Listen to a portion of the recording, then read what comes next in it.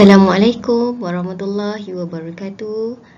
Bersama saya Ustazah Hafizah Abu Talib.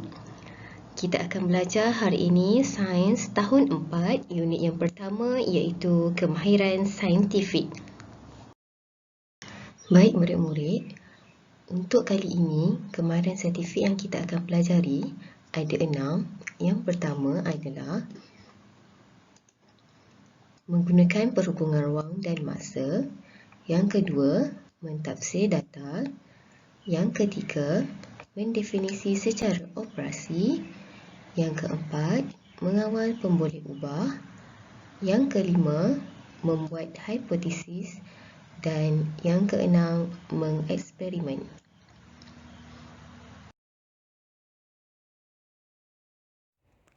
Mari kita lihat kaedah yang pertama iaitu menggunakan perhubungan ruang dan masa.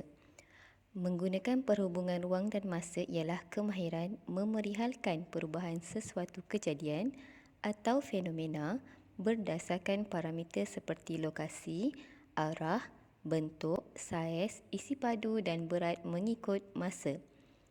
Cuba murid-murid perhatikan sebatang aiskrim seperti gambar.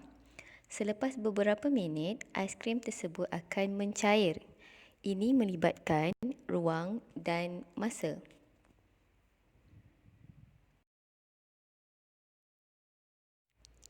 Seterusnya, kaedah mentafsir data.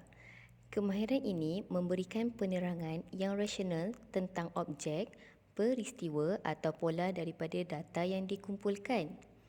Penerangan yang diberikan daripada bacaan sesuatu jadual, carta pai, carta palang atau carta pengelasan ialah contoh mentafsir data.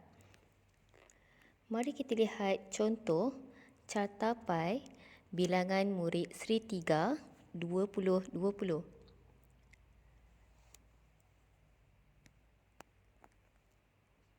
Murid-murid boleh mentafsir data tersebut seperti berikut. Murid tahun 1 Ibnu Sina adalah paling sedikit berbanding murid kelas tahun 2 Ibnu Khaldun. Baik murid-murid, kaedah yang seterusnya adalah mendefinisi secara operasi. Kemahiran ini memberikan definisi tentang sesuatu konsep dengan menyatakan perkara yang dapat dilakukan dan diperhatikan. Sebagai contoh, proses pertumbuhan kacang. Definisi secara operasi yang kita boleh berikan adalah pertumbuhan pokok kacang hijau ialah bilangan daun dan ketinggian pokok kacang hijau selepas seminggu. Contoh yang kedua, had kekenyalan gelang getah.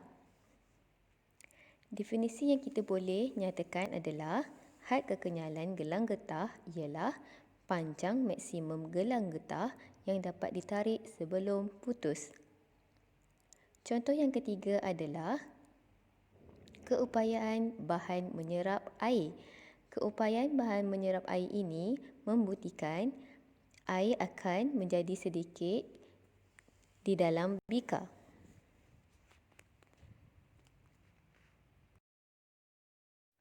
Mari kita lihat kaedah yang seterusnya iaitu mengawal pemboleh ubah. Pemboleh ubah bermaksud sesuatu yang boleh berubah dalam sesebuah penyiasatan.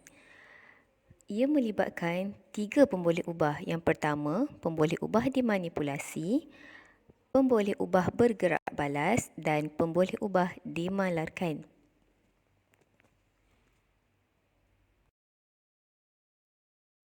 Mari kita teruskan dengan kemahiran proses sains yang seterusnya iaitu membuat hipotesis. Kemahiran membuat hipotesis ini adalah pernyataan umum yang boleh diuji tentang hubungan antara pemboleh ubah dalam sesuatu penyiasatan. Sebagai contoh, semakin bertambah masa air dipanaskan, semakin bertambah suhu air.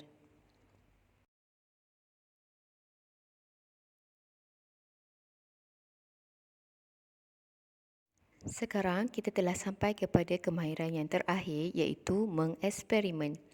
Kemahiran merancang dan menjalankan penyiasatan untuk menguji sesuatu hipotesis dengan mengumpul dan mentafsir data bagi membuat kesimpulan daripada penyiasatan tersebut.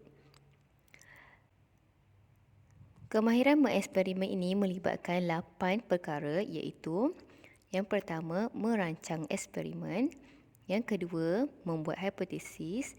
Yang ketiga, mengawal pemboleh ubah.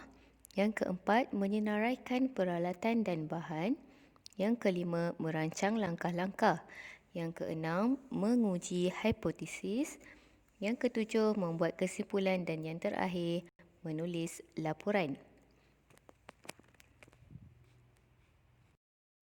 Baik murid-murid, kita telah sampai kepada bahagian soalan.